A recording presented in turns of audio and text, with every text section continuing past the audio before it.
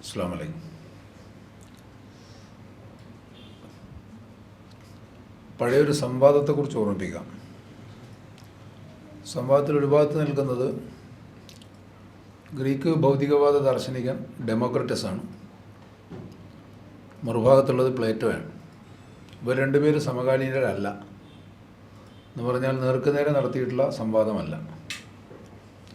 Plato സോക്രട്ടീസിൻ്റെ ശിഷ്യനാണെന്ന് നമുക്കറിയാം. പക്ഷേ Democritus pre സോക്രാറ്റിക് കാലഘട്ടത്തിലെ തത്വചിന്തകനാണ്. ആ കാലം മുതൽക്ക് തന്നെ പ്രപഞ്ചത്തിൻ്റെ ജീവൻ്റെ ഉൽപ്പത്തി, വികാസം മുതലായവയെ സംബന്ധിച്ച് ചർച്ച ചെയ്തു തുടങ്ങിയിരുന്നു. അന്നത്തെ കാലത്ത് അത് ശാസ്ത്രീയം എന്ന് ഇന്ന് വ്യവഹരിക്കുന്ന സ്വഭാവത്തിലല്ല,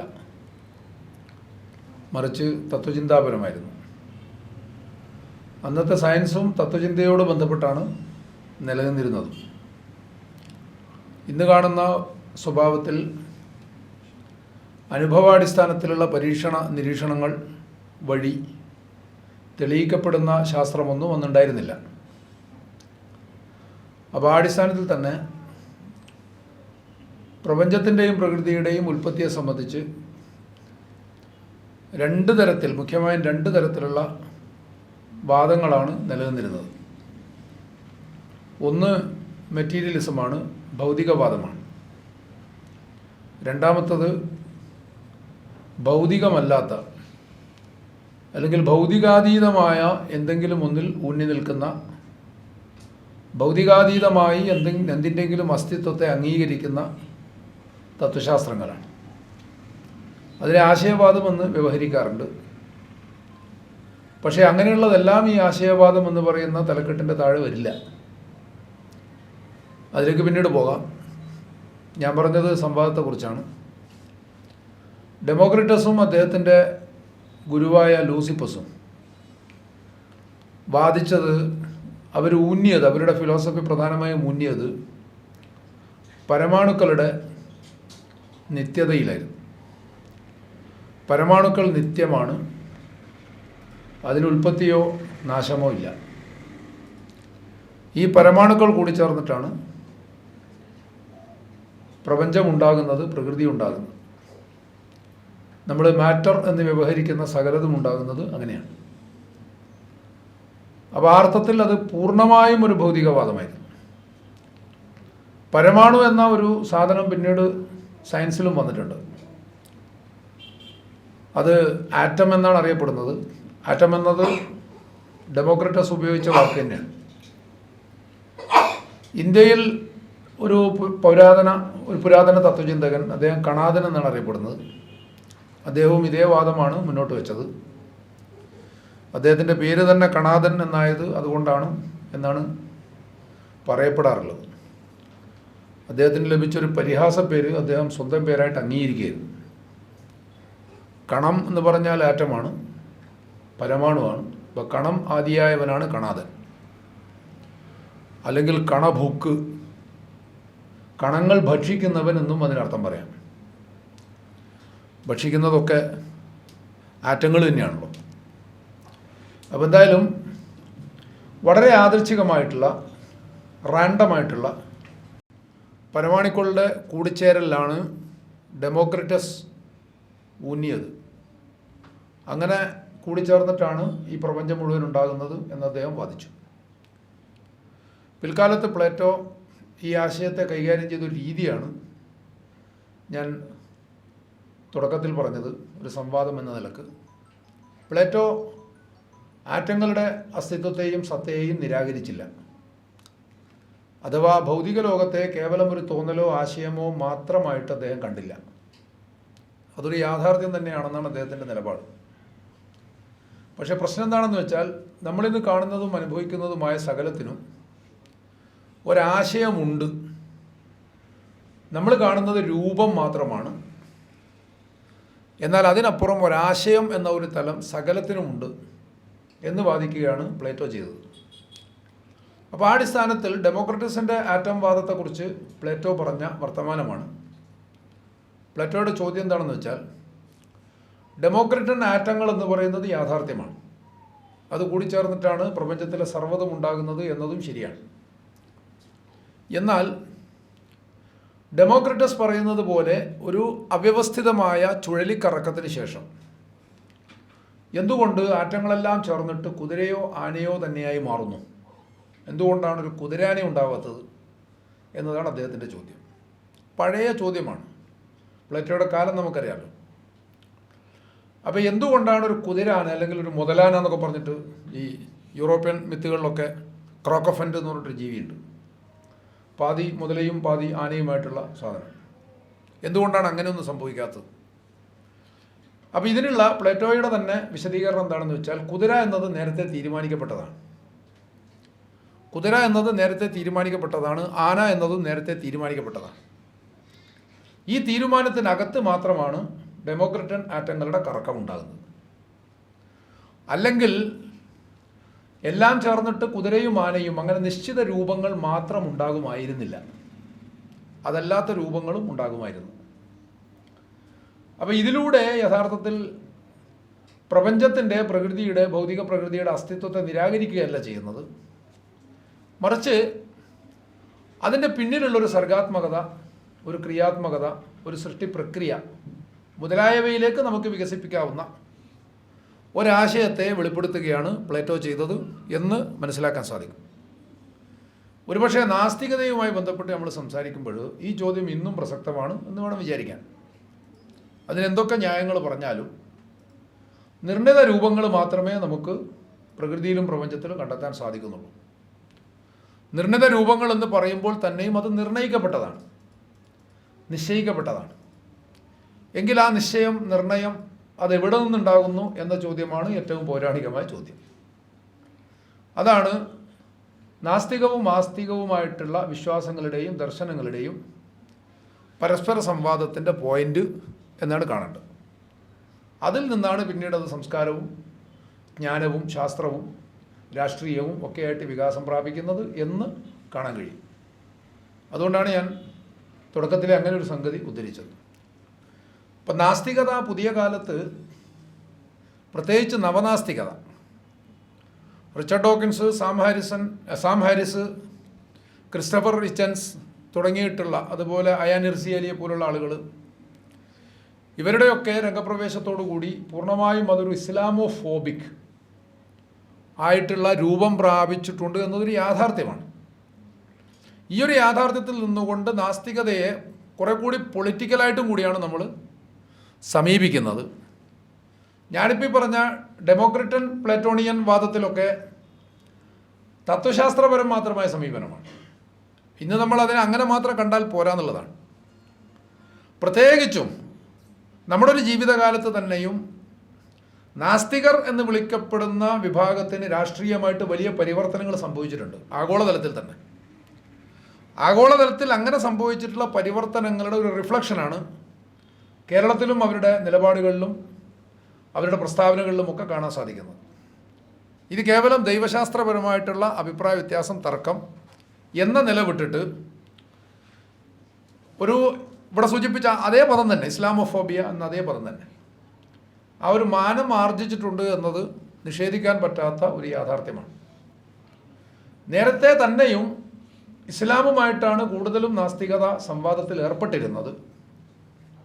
അതിനവർ പല കാരണങ്ങളും പറയാറുണ്ട്. ഇപ്പോൾ ഹിച്ചൻസൊക്കെ എല്ലാ മതങ്ങളെയും വിമർശിക്കുന്നുണ്ട്. പക്ഷെ അതേസമയം സാം ഹാരിസിൽ എത്തുമ്പോൾ അത് കടുത്ത ഇസ്ലാം വിമർശനമായിട്ട് മാത്രമല്ല മാറുന്നത്, അതൊരു മുസ്ലിം വിദ്വേഷമായിട്ട് തന്നെ മാറുന്നുണ്ട്. മുസ്ലിം ലോകത്തിനെതിരായിട്ടുള്ള അമേരിക്കൻ സൈനിക നടപടികളെയൊക്കെ ന്യായീകരിക്കാൻ വേണ്ടി സാം ഹാരിസ് അദ്ദേഹത്തിൻ്റെ സിദ്ധാന്തങ്ങളെ ഉപയോഗിക്കുന്നുണ്ട്. അത്രത്തോളം കടുപ്പത്തിലല്ലെങ്കിലും ചില പ്രവർത്തനങ്ങളിലും അനുഭവങ്ങളിലുമൊക്കെ റിച്ചർഡ് ഡോക്കിൻസിൽ നിന്നും നമുക്കത് കാണാൻ സാധിക്കുന്നുണ്ട്. സ്വാഭാവികമായും അതിൻ്റെ അതേ പ്രതിഫലനം ഇന്ത്യയിലും കാണുമ്പോൾ അല്ലെങ്കിൽ കേരളത്തിലും കാണുമ്പോൾ അതിവിടെ ഏറ്റവും വലിയ ഭീഷണിയായി വളർന്നുകൊണ്ടിരിക്കുന്ന ഫാഷിസ്റ്റ് രാഷ്ട്രീയത്തിന് ശക്തി പകരുന്നുണ്ട് എന്നും നമ്മൾ കാണുന്നുണ്ട്. അപ്പോൾ അതുകൊണ്ട് തന്നെയാണ് പുതിയ കാലത്ത് നാസ്തികതയുമായി ബന്ധപ്പെട്ട സംവാദം കൂടുതൽ പൊളിറ്റിക്കലായി മാറുന്നത്. അല്ലാതെ നാസ്തികതയ്ക്ക് കൃത്യമായിട്ടൊരു പൊളിറ്റിക്സ് ഒന്നുമില്ല. അപ്പോൾ നമ്മൾ പൊളിറ്റിക്കലായിട്ട് അതിനെ സമീപിക്കുന്നത് ഈ ഒരു കാരണത്താലാണ്, ഈ ഒരു പശ്ചാത്തലത്തിലാണ്. നാസ്തികതക്ക് വളരെ ഭദ്രമോ കൃത്യമോ ആയിട്ടുള്ള ഒരു സമീപന രീതിയില്ല, സ്വാഭാവികമായിട്ടും അതിനൊരു പൊളിറ്റിക്സും ഇല്ല. അപ്പോൾ അതിന് ഒരു പൊളിറ്റിക്കൽ ഐഡിയോളജിയുടേതായിട്ടുള്ള പിൻബലമുള്ളത് കൊണ്ടല്ല. ഇപ്പറയുന്ന ഒരു പ്രവണത അതിൽ വളർന്ന് വികസിച്ച് വരുന്നുണ്ട്. അത് വളരെ പച്ചയായിട്ട് പറയുന്നുണ്ട്. ഉദാഹരണം പറഞ്ഞാൽ അയാൻ ഇർസി അലി അവരുടെ അനുഭവങ്ങൾ വെച്ചിട്ട് 2 പുസ്തകങ്ങൾ എഴുതിയിട്ടുണ്ട്. ആത്മകഥാപരം, ഒന്നിൻ്റെ പേര് ഇൻഫിദൽ എന്നാണ്, രണ്ടാമത്തെ പുസ്തകം നൊമാഡ്. ഈ നൊമാഡ് എന്ന പുസ്തകത്തിൻ്റെ ആമുഖത്തിൽ അവർ ചില കാര്യങ്ങൾ പറയുന്നുണ്ട്. അയാൻ ഇർസി അലി സൊമാലിയയിലെ ഒരു മുസ്ലിം കുടുംബത്തിലാണ് ജനിച്ചത്. അന്നത്തെ സൊമാലിയൻ പശ്ചാത്തലം, പ്രത്യേകിച്ച് ഫീമെയിൽ ജെനിറ്റൽ മ്യൂട്ടിലേഷൻ പോലുള്ള ആചാരങ്ങൾ, അനാചാരങ്ങൾ, ഇങ്ങനെയുള്ള കുറേ കാര്യങ്ങൾ ചേർന്നിട്ടാണ് അയാൻ ഇർസി അലി എന്ന ഒരു മതനിഷേധിയെ രൂപപ്പെടുത്തിയത് എന്ന ന്യായവും വാദവും വേണമെങ്കിൽ നമുക്ക് അംഗീകരിക്കാം. പക്ഷെ അതങ്ങനെ അംഗീകരിച്ചാലും പുതിയ കാലത്തുള്ള അവരുടെ നിലപാട് വളരെ കൃത്യമായിട്ട് പറയുന്നുണ്ട്. മുസ്ലിങ്ങളെ നന്നാക്കുക എന്നുള്ളതാണ് അവരുടെ പ്രധാനപ്പെട്ട ദൗത്യം എന്ന് തോന്നും. ഇപ്പം മുസ്ലിങ്ങൾ നന്നാവണമെങ്കിൽ എന്ത് ചെയ്യണം? മുസ്ലിങ്ങളെ നന്നാക്കണമെങ്കിൽ മറ്റ് ചില ഏജൻസികളിൽ ഇടപെട്ടേ മതിയാവുന്നതാണ് അവരുടെ വാദം. അതാണ്. അതിലൊന്ന് ക്രിസ്ത്യൻ മിഷണറി സംഘമാണ്. ക്രിസ്ത്യൻ മിഷണറി സംഘം അതിൽ ഇടപെടണം. എങ്ങനെ ഇടപെടണം? എന്നിട്ട് അവർ പറയുന്നുണ്ട്, ഞാൻ മതവിശ്വാസിയല്ല, ക്രിസ്തു മതത്തോടും ഇസ്ലാമിനോടും ഒക്കെ ഉള്ള എൻ്റെ നിലപാട് ഒരുപോലെ തന്നെയാണ്, പക്ഷെ എന്നാലും മുസ്ലിങ്ങളെ നന്നാക്കണമല്ലോ. ക്രിസ്തു മതത്തോടും ക്രിസ്ത്യാനിറ്റിയോടും ഇസ്ലാമിനോടുള്ള എൻ്റെ നിലപാട് തുല്യം തന്നെയാണ്, പക്ഷെ എന്നാലും മുസ്ലിങ്ങളെയാണ് നന്നാക്കേണ്ടത്. അങ്ങനെ നന്നാക്കണമെങ്കിൽ ക്രിസ്ത്യൻ മിഷണറി സംഘം അവർക്കിടയിൽ സജീവമായി പ്രവർത്തിക്കണം. അത് എങ്ങനെയെന്ന് വെച്ചാൽ, മുസ്ലിങ്ങൾ ഏറ്റവും ഭീകരന്മാരായിരിക്കുന്നത് സ്ത്രീയുടെയും ലൈംഗികതയുടെയും ഏറ്റവും ഭീകരന്മാരായി തീരുന്നത് അവരുടെ യുദ്ധത്തെക്കുറിച്ചും അതുപോലെ അങ്ങനെയുള്ള ചരിത്രങ്ങളൊക്കെ പഠിക്കുന്നതുകൊണ്ടാണ്. പ്രവാചകൻ നടത്തിയിട്ടുള്ള യുദ്ധം, അതിലെ ക്രൂരതകൾ, അതിലെ തടവിലാക്കൽ, അടിമയാക്കൽ മുതലായിട്ടുള്ള സംഗതികളൊക്കെ ഇങ്ങനെ വായിക്കുന്ന ഒരു വിഭാഗത്തിന് മാനസികമായിട്ട് ഒരിക്കലും തന്നെ സോഫ്റ്റ് ആവാൻ സാധിക്കില്ല, മാനവികമായ ഒരു നിലപാട് സ്വീകരിക്കാൻ സാധിക്കില്ല എന്നുള്ളത് ഉറപ്പാണ് എന്നാണ് അവർ പറയുന്നത്. അപ്പോൾ സ്വാഭാവികമായിട്ടും അങ്ങനെയുള്ള യുദ്ധങ്ങൾ ഇഷ്ടപ്പെടുന്ന ചോരക്കൊതിയനായ ഒരു അള്ളാഹുവിനെ അവരുടെ മനസ്സിൽ നിന്ന് നീക്കിക്കളഞ്ഞിട്ട് പകരം ക്രൈസ്തവർ പ്രബോധനം ചെയ്യുന്ന സമാധാനത്തിൻ്റെയും ശാന്തിയുടെയും മനുഷ്യസ്നേഹത്തിൻ്റെയും കർത്താവിനെ അവിടെ പ്രതിഷ്ഠിക്കണമെന്നാണ് അവരതിൽ പറയുന്നതാണ്. അതിൻ്റെ ആമുഖത്തിൽ തന്നെ പറയുന്നതാണ് നൊമാഡ് എന്ന പുസ്തകത്തിൻ്റെ. രണ്ടാമത്തെ ഏജൻസി ഫെമിനിസ്റ്റുകളാണ്, അല്ലെങ്കിൽ സ്ത്രീ സ്വാതന്ത്ര്യവാദികളാണ്. അവിടെ അവർ പറയുന്നത് മുസ്ലിങ്ങൾ ഏറ്റവും ക്രൂരമായിട്ട് പെരുമാറുന്നത് സ്ത്രീകളോടാണ്. അത് വളരെ അപരിഷ്കൃതമായ ലൈംഗിക സങ്കല്പമാണ് ഒന്നാമതായിട്ട് അവർക്കുള്ളത്. രണ്ടാമതായി സ്ത്രീയെ ഒരിക്കലും പുരുഷന് തുല്യമായ അസ്തിത്വമായിട്ട് അവർ കാണുന്നില്ല. അപ്പോൾ ആയതിനാൽ മുസ്ലിം സ്ത്രീകൾക്കിടയിൽ ആധുനിക ചിന്തയുള്ള ഫെമിനിസ്റ്റ് ഗ്രൂപ്പുകൾ, സ്ത്രീ പ്രവർത്തകർ വളരെ സജീവമായിട്ട് ഇടപെടണം. അങ്ങനെയൊക്കെ മാത്രമേ ഈ ചങ്ങായിമാരെ നന്നാക്കാൻ കഴിയൂന്നാണ് അവരുടെ വാദം. മൂന്നാമത്തത് അമേരിക്കൻ വിദ്യാഭ്യാസ ഏജൻസികളാണ്. അത് മുസ്ലിങ്ങൾ മുന്നോട്ട് വെക്കുന്ന ശാസ്ത്രവും അവരുടെ സിദ്ധാന്തവും ഒക്കെ വളരെ പ്രാകൃതമാണ് എന്ന് ധരിപ്പിക്കുന്നതിൽ, അത് പാഠ്യപദ്ധതിയിലും മറ്റുമൊക്കെ ഉൾപ്പെടുത്തുന്നതിൽ യാതൊരു തരത്തിലുള്ള വിട്ടുവീഴ്ചയും കാണിക്കരുതെന്നാണ്. അങ്ങനെ ഒരു വിട്ടുവീഴ്ചയും കാണിക്കരുത്. അപ്പോൾ ഞാനിവിടെ പറഞ്ഞത് ഈ 3 ഏജൻസികൾ എന്ന് പറയുന്നത് അമേരിക്കൻ വിദ്യാഭ്യാസ ഏജൻസിയാണ് ഒന്ന്, പൊതുവിദ്യാഭ്യാസ വകുപ്പാണ് ഒന്ന്, രണ്ടാമത്തത് സ്ത്രീ സ്വാതന്ത്ര്യ വിഭാഗമാണ്, സ്ത്രീ പ്രവർത്തകരാണ്, മൂന്നാമത്തത് ക്രിസ്ത്യൻ മിഷണറി പ്രവർത്തകരാണ്. അപ്പോൾ ഈ 3 കൂട്ടരും വിചാരിച്ചിട്ട് അവർ പ്രവർത്തിച്ചിട്ട് വേണം മുസ്ലിങ്ങളെ നന്നാക്കാൻ എന്നുള്ള ആ ഒരു കാഴ്ചപ്പാടിൽ തന്നെയും അവർ ഇന്ന് മുന്നോട്ട് വെക്കാനും പ്രചരിപ്പിക്കാനും ശ്രമിക്കുന്ന രാഷ്ട്രീയം വളരെ വ്യക്തമാണ്. അതാണ് അതിൻ്റെ ഒരു പ്രശ്നം എന്ന് പറയുന്നത്. ഭാരതത്തിലാണ് നവനാസ്തികത വിശകലനം ചെയ്യപ്പെടുന്നത്. പുതിയ കാലത്ത് നമ്മൾ നാസ്തികതയെക്കുറിച്ച് ചർച്ച ചെയ്യുമ്പോൾ അങ്ങനെയുള്ള ആശയങ്ങളാണ് വരിക എന്ന് മനസ്സിലാക്കേണ്ടതാണ്. അപ്പോൾ എന്തായാലും വീണ്ടും നമ്മൾ ചിരപുരാതീനമായ തർക്കത്തിലേക്ക് തന്നെ പോയാൽ എന്തായാലും ഒരു അടിത്തറയിൽ നിന്ന് തുടങ്ങണമല്ലോ. എന്താണ് നാസ്തികത എന്ന് ചോദിച്ചാൽ, നാസ്തികത പല പേരുകൾ സ്വീകരിക്കാറുണ്ട്. അതിലൊന്ന് യുക്തിവാദം, റാഷണലിസം എന്നാണ്. ഈ പേര് വളരെ പണ്ട് മുതൽക്കേ, പ്രത്യേകിച്ച് കേരളത്തിൽ വളരെ പഴയകാലം MC ജോസഫും അതുപോലെ പലരും യുക്തിവാദികളായിട്ട് തന്നെയാണ് അറിയപ്പെട്ടത്. കുഴപ്പമൊന്നുമില്ല, എന്നാൽ ചെറിയ കുഴപ്പമുണ്ട് താനും. കാരണം യുക്തിവാദം എന്നത് മോഡേൺ ഫിലോസഫിയിൽ ഒരു പ്രത്യേക പ്രവണത തന്നെയാണ്. അത് ഇതുമായിട്ട് ഒരു നിലക്കും ബന്ധപ്പെടുന്നില്ല.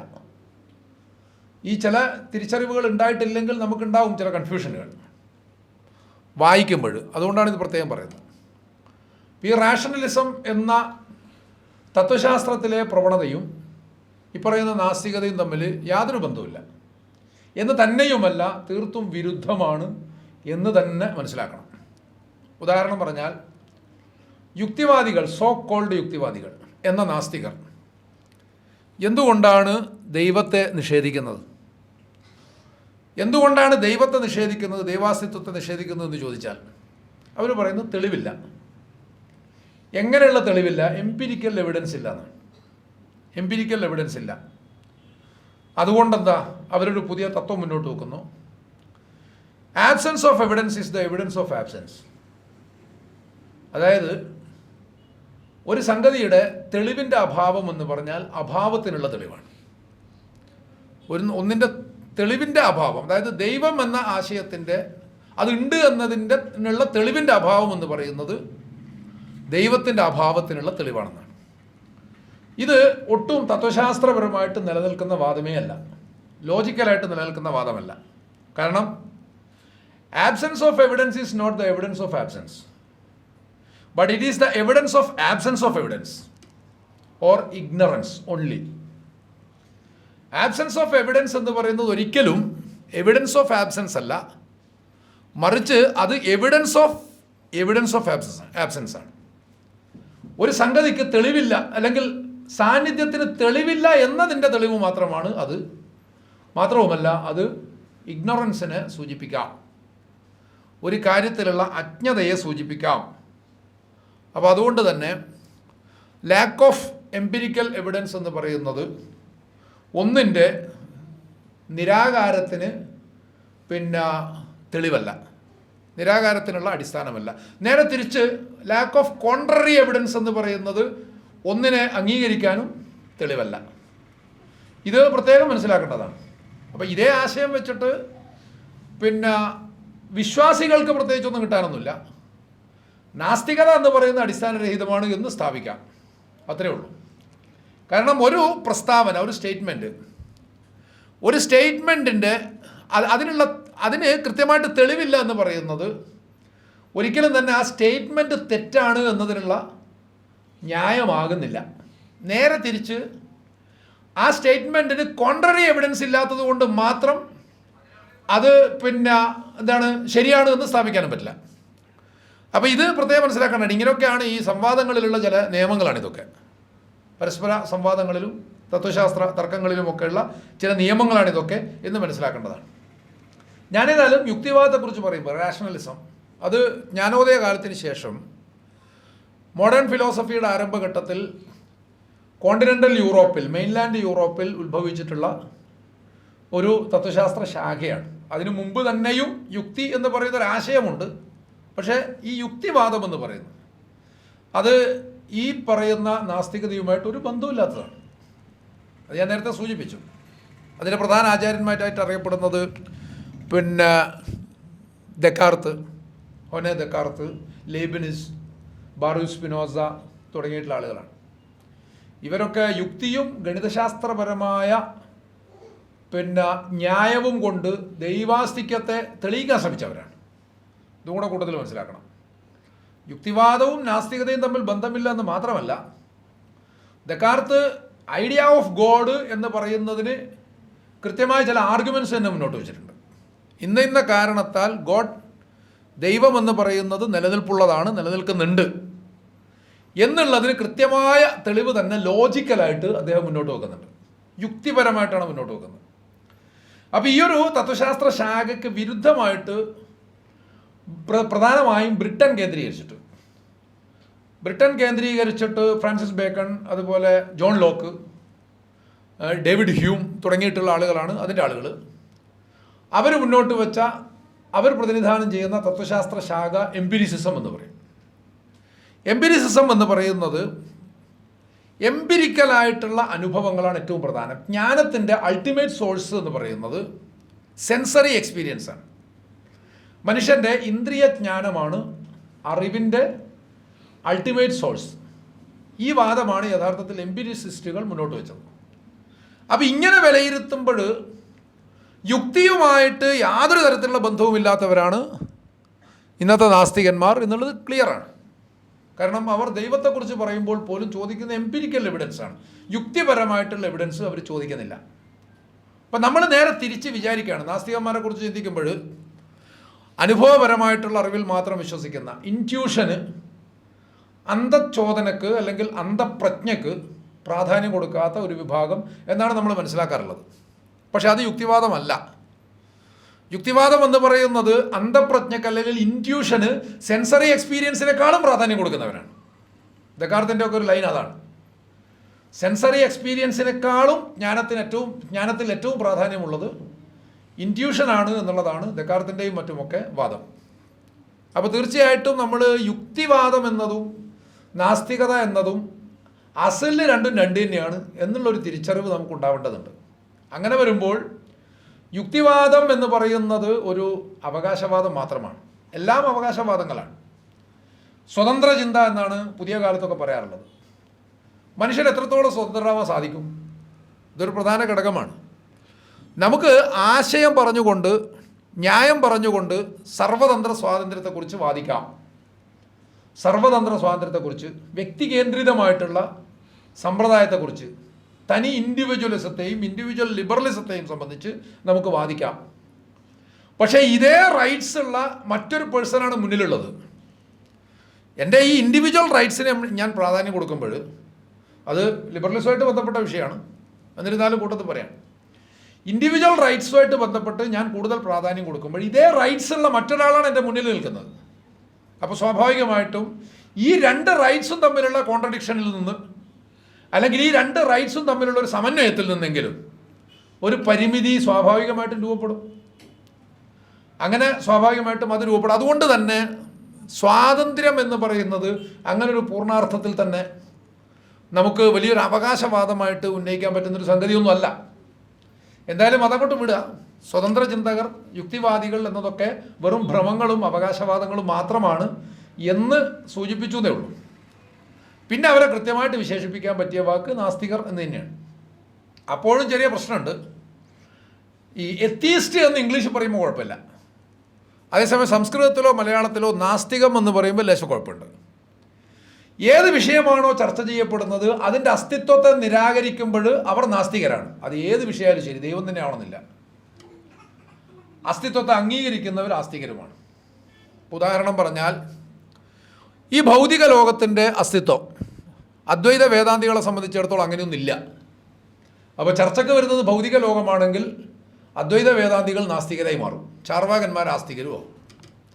അപ്പോൾ ആ വാക്കിന് അത്രയേ ഉള്ളൂ അർത്ഥം. ഒരു സംഗതി, ഒന്നിൻ്റെ എക്സിസ്റ്റൻസ് അംഗീകരിക്കുക എന്നുള്ളതാണ് അസ്ഥി എന്ന് പറഞ്ഞാൽ. അസ്ഥി തായാണ്, തലയുടെ താ. ഈ അസ്തിത്വം എന്നതിന് പലരും അത് തെറ്റായിട്ട് എഴുതാറുണ്ട്. അസ്ഥിത്വം, അസ്ഥി എന്ന് മലയാളത്തിൽ പറയുമ്പോൾ ബോൺ എന്നാണ് അതിൻ്റെ അർത്ഥം. ബോൺ, എല്ല്. അസ്ഥി എന്ന് പറയുമ്പോഴാണ് എക്സിസ്റ്റൻസ് ആവുക. അപ്പോൾ ഒരു സംഗതിയുടെ എക്സിസ്റ്റൻസിനെ അംഗീകരിക്കുന്നത് ആസ്തികവും നിരാകരിക്കുന്നത് നാസ്തികവും. ഏതാണോ ചർച്ചയ്ക്ക് വരുന്നത് അതിനെ നിരാകരിക്കുമ്പോൾ നാസ്തികമാവും, അതിനെ അംഗീകരിക്കുമ്പോൾ ആസ്തികവുമാവും. അപ്പോൾ നമ്മളെ സംബന്ധിച്ചിടത്തോളം നാസ്തികർ എന്ന് പറയുമ്പോഴും യഥാർത്ഥത്തിൽ കുഴപ്പമുണ്ട്. പക്ഷേ ഇടയിലുള്ള ചർച്ചാ വിഷയം ദൈവമായതുകൊണ്ട്, അതും ദൈവാസ്തിക്യം എന്ന് പറയുന്നൊരു സംഗതി ആയതുകൊണ്ട് നമ്മൾ അവരെ നാസ്തികർ എന്ന് വിളിക്കുന്നു. ഇംഗ്ലീഷിൽ എത്തീസ്റ്റ് എന്ന് പറയുമ്പോൾ ആ കുഴപ്പമൊന്നുമില്ല. കാരണം ഈ തീസം എന്ന് പറയുന്നൊരു കാഴ്ചപ്പാടിനെ നിരാകരിക്കുന്നത് കൊണ്ടാണ് ഇവർ എത്തീസ്റ്റുകൾ എന്ന് അറിയപ്പെടുന്നത് എന്ന് നമുക്കറിയാമല്ലോ. അപ്പോൾ അങ്ങനെയാണ് ഈ ആസ്തികം നാസ്തികം എന്ന് പറയുന്നത്. അപ്പോൾ ദൈവത്തിൻ്റെ സാന്നിധ്യം അല്ലെങ്കിൽ ദൈവത്തിൻ്റെ അസ്തിത്വം എന്ന് പറയുന്നതാണ് തമ്മിലുള്ള പ്രധാനമായ സംവാദ വിഷയം, ചർച്ചാ വിഷയം എന്നതുകൊണ്ട് ആ ഒരു വിഭജനം സാധുവാണ്. അതല്ലാത്ത വേറെ തർക്കമൊന്നും മൗലികമായിട്ട് നമ്മളൊരു തമ്മിലില്ലല്ലോ. അതല്ലാത്ത തർക്കത്തിലേക്ക് പോകുമ്പോഴെല്ലാം ഞാൻ തുടക്കത്തിൽ പറഞ്ഞ നവനാസ്തികതയുടെ ആ ഒരു രാഷ്ട്രീയ രൂപം അത് സ്വീകരിക്കുന്നുണ്ട് എന്നതും യാഥാർത്ഥ്യമാണ്. അപ്പം മൗലികമായ ചർച്ചാ വിഷയം ഇത് തന്നെയാണ്. മുമ്പൊരു സംവാദത്തിനിടയിൽ ഒരു നാസ്തികൻ ചോദിച്ചിരുന്നു, ശരി ദൈവം ഉണ്ട് എന്ന് തന്നെ വെക്കുക. അങ്ങനെ വെക്കേണ്ട ആവശ്യമൊന്നുമില്ല, എന്നാലും പോട്ടെ, അയാളാണല്ലോ പറയുന്നത്. ദൈവമുണ്ട് എന്ന് തന്നെ വെക്കുക. അങ്ങനെയാണെങ്കിൽ അത് എന്ത് ദൈവമായിരിക്കും? അത് അള്ളാഹു ആണോ, അതോ യഹോവയാണോ, അല്ലെങ്കിൽ കർത്താവാണോ, കൃഷ്ണനാണോ? അപ്പോൾ അതിന് ഞാൻ പറഞ്ഞ മറുപടി, ഇത് നമ്മൾ തമ്മിലുള്ള തർക്ക വിഷയമല്ലല്ലോ. നമ്മൾ തമ്മിൽ ഇങ്ങനൊരു സാധനം ഉണ്ടോ എന്നുള്ള കാര്യത്തിൽ മാത്രമാണ് തർക്കം. ഉണ്ട് എന്ന് സ്ഥാപിച്ചു കഴിഞ്ഞാൽ പിന്നെ അതിനെ അള്ളാഹു എന്ന് വിളിക്കണോ, യഹോവ എന്ന് വിളിക്കണോ, പിന്നെ പരബ്രഹ്മം എന്ന് വിളിക്കണോ എന്നുള്ളതൊക്കെ നമ്മളും ക്രിസ്ത്യാനികളും ഹിന്ദുക്കളും ഒക്കെ ഒരു മേശക്ക് അപ്പുറം ഇപ്പുറം ഇരുന്നിട്ട് ചർച്ച ചെയ്ത് തീരുമാനിച്ചോളാം. അതിൽ നിങ്ങൾ വല്ലാണ്ട് ബേജാറാവണ്ട. അപ്പോൾ നിങ്ങൾ ബേജാറാവേണ്ടത് ആ വിഷയത്തിലല്ല. അപ്പം എന്ന് പറഞ്ഞതുപോലെ ഈ അർത്ഥത്തിലാണ് നാസ്തികം എന്ന് അവരെ വിളിക്കുന്നത്. ഈ നാസ്തികവാദം കൂടുതലായി ബന്ധപ്പെടുന്നത് റാഷണലിസവുമായിട്ടല്ല, മറിച്ച് എംപിരിസിസവുമായിട്ടാണ് എന്ന് ഞാനിവിടെ പറഞ്ഞു. അതിൽ തന്നെ എംപിരിസിസത്തിന് പിൽക്കാലത്ത് ഒരുപാട് ഉൾപ്പിരിവുകൾ ഉണ്ടായിട്ടുണ്ട്. അതിൽ മെറ്റാഫിസിക്കൽസ് പോലുള്ള വിഭാഗങ്ങൾ ഉണ്ടായിട്ടുണ്ട്. എന്ന് പറഞ്ഞാൽ ഏതോ അതീന്ദ്രിയമായിട്ടുള്ള ഒരു ശക്തിവിശേഷം ഇതിനൊക്കെ അംഗീകരിക്കുന്ന തരത്തിലുള്ള ആശയവാദങ്ങൾ അതിലുണ്ടായിട്ടുണ്ട്.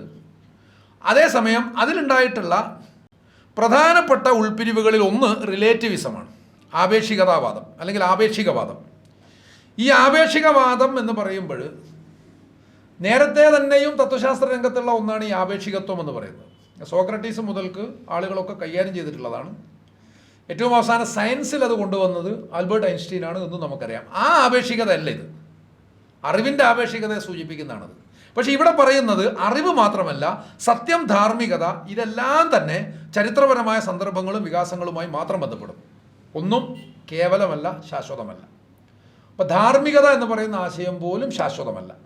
ഒരു പക്ഷേ ലിബറലിസത്തിൻ്റെ ഏറ്റവും പ്രധാനപ്പെട്ട അടിസ്ഥാനങ്ങളിൽ ഒന്ന് അതാണ് എന്നും കാണണം. അപ്പോൾ ധാർമ്മികത അല്ലെങ്കിൽ എത്തിക്സ് എന്ന് പറയുന്നത് കേവലമല്ല, ശാശ്വതമല്ല. അതൊക്കെ ചരിത്രത്തിൻ്റെ വികാസഘട്ടങ്ങളുമായി മാത്രം ബന്ധപ്പെട്ട് നിൽക്കുന്ന ഒന്നാണ്. ഇതാണ് റിലേറ്റിവിസം. രണ്ടാമത്തതൊന്ന് സയൻറ്റിസം എന്ന് നമ്മൾ പറയും, ശാസ്ത്രീയ അനുഭവവാദം. അത് കുറച്ചുകൂടി പുതിയ കാലത്ത് മോഡേൺ സയൻസ് പുരോഗമിച്ചതിന് ശേഷം ഉണ്ടായിട്ടുള്ളതാണ്. അതായത് സംശയരഹിതമായ അറിവ് പകരാൻ ഭൗതിക ശാസ്ത്രത്തിന് മാത്രമേ സാധിക്കൂ എന്നാണ്. സംശയരഹിതമായ അറിവ് പകരാൻ ഭൗതിക ശാസ്ത്രത്തിന് മാത്രമേ സാധിക്കൂ. ഇതിൽ ഈ പറയുന്ന റിലേറ്റിവിസവും സയൻറ്റിസവും കൂട്ടിച്ചേർത്താൽ ഇന്ന് കാണുന്ന നാസ്തികത അല്ലെങ്കിൽ എത്തീസമായി എന്ന് വേണമെങ്കിൽ പറയാം. അപ്പോൾ ഇവിടെയൊക്കെ ഒരുപാട് കുഴപ്പങ്ങൾ സംഭവിക്കുന്നുണ്ട്. ഞാൻ പെട്ടെന്ന് നിർത്തുകയാണ്. ഒരുപാട് കുഴപ്പങ്ങൾ സംഭവിക്കുന്നുണ്ട്. സാധാരണ സയൻറ്റിസ്റ്റിക് ആയിട്ടുള്ള സമീപനം വെച്ച് പുലർത്തുന്ന ആളുകൾ ന്യായമായും ആ വാദം വെച്ചിട്ട് നമുക്ക് ഈശ്വരാസ്തിത്വത്തെ അംഗീകരിക്കാൻ കഴിയില്ല. പക്ഷെ അത് മാത്രമല്ല പ്രശ്നം, ധാർമ്മികതയുടെ ശാശ്വതികത്വത്തെയോ കേവലത്വത്തെയോ അംഗീകരിക്കാൻ പോലും പറ്റില്ല. അതാണ് അതിലുള്ള ഏറ്റവും പ്രധാനപ്പെട്ട കുഴപ്പം എന്നും കാണേണ്ടതാണ്. ഒരു കൂട്ടർ ദൈവത്തിൽ വിശ്വസിക്കാത്തത് കൊണ്ട് നമുക്ക് പ്രത്യേകിച്ച് കുഴപ്പമൊന്നുമില്ലല്ലോ, അവർ വിശ്വസിക്കുന്നില്ല, അത്രേ ഉള്ളൂ. പ്രധാനപ്പെട്ട ഏറ്റുമുട്ടലുകൾ അല്ലെങ്കിൽ സംവാദങ്ങൾ ഈ ധാർമ്മിക രാഷ്ട്രീയ മേഖലയിലാണ് നടക്കേണ്ടത് എന്ന് ഞാൻ കരുതുന്നു. ആ ഒരു ധാർമ്മികതയെ സംബന്ധിച്ചുള്ള ബോധം, അത് ഒരർത്ഥത്തിൽ അതിൻ്റെ വിശദാംശങ്ങളുമായി ബന്ധപ്പെട്ട അതിൽ കുറേ ശരിയുണ്ട്. മനുഷ്യൻ്റെ ധാർമ്മികതയുടെ പല വിശദാംശങ്ങളും ചരിത്രപരമായ വികാസത്തിൽ നിന്ന് രൂപപ്പെടുന്നത് തന്നെയാണ്. എന്നാൽ ധാർമ്മികത എന്ന് പറയുന്നത് അങ്ങനെ രൂപപ്പെട്ടതല്ല. ഖുർആൻ്റെ കാഴ്ചപ്പാടനുസരിച്ച് അത് തുടക്കം മുതൽക്ക് തന്നെയുള്ള ഉത്ബോധനവും മനുഷ്യൻ്റെ പ്രകൃതവുമായിട്ടാണ് അതിനെ ബന്ധപ്പെടുന്നത്. മനുഷ്യൻ്റെ ഫിത്രയുമായിട്ട് ഖുർആൻ അതിനെ ബന്ധപ്പെടുന്നുണ്ട്. അതോടൊപ്പം തന്നെ ഏറ്റവും ആദിമമായ ദൈവിക കൽപ്പനയായിട്ട് ഖുർആൻ വരച്ചു കാണിക്കുമ്പോഴും അവിടെ ലാ തഖറബ ഹാദിഹി ഷജറ എന്ന് പറഞ്ഞിട്ടൊരു ആശയം വരുന്നുണ്ട്. മനുഷ്യർക്ക് എല്ലാം ചെയ്യാനുള്ള അനുവാദം കൊടുത്തിട്ട് ഈ ലോകത്തെ അനുഭവിക്കാനും നുകരാനും ആസ്വദിക്കാനും ഒക്കെയുള്ള അനുവാദം കൊടുത്തതിന് ശേഷം ഒരു വര വരച്ചിട്ട് അതിൻ്റെ അപ്പുറത്തേക്ക് പോകാൻ പാടില്ല എന്നാണ് പറയുന്നത്. അപ്പോൾ ഇങ്ങനെയാണ് ഇസ്ലാമിൻ്റെ എത്തിക്സിൻ്റെ ഒരു പ്രധാനപ്പെട്ട ആധാരം എന്ന് പറയുന്നത് അതാണ്. ഇത് അങ്ങനെ ഏതോ ഒരു വികാസഘട്ടത്തിൽ ഉണ്ടായതല്ല, അത് മനുഷ്യൻ്റെ ഫിത്രയുമായി പ്രകൃതവുമായി തന്നെ ബന്ധപ്പെടുന്നതാണ് എന്നുള്ളതാണ് പിന്നെ ഖുർആൻ്റെ വാദം. അതിനെ നിരാകരിക്കുകയാണ് നാസ്തികർ ചെയ്യുന്നത്.